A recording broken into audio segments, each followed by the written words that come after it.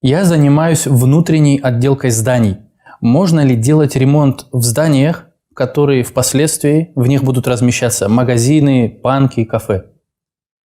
Бисмиллах, альхамдулиллах, вассалату вассаламу аля расулиллах. Если этот человек знает, что именно там и банки будут, и харамные магазины будут, знай 100%, там ремонт делать нельзя. Где банк, где другие развлекательные харамные здания есть.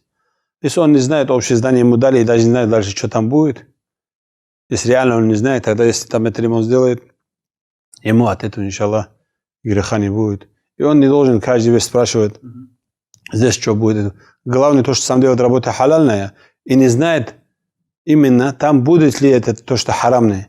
Если уже знает, что там будет развлекательный центр, или же это здание готовят для тагутов, или это здание готовится для банков, как говорит, тогда харам в таких местах ремонт делать. Аллаху а'лам.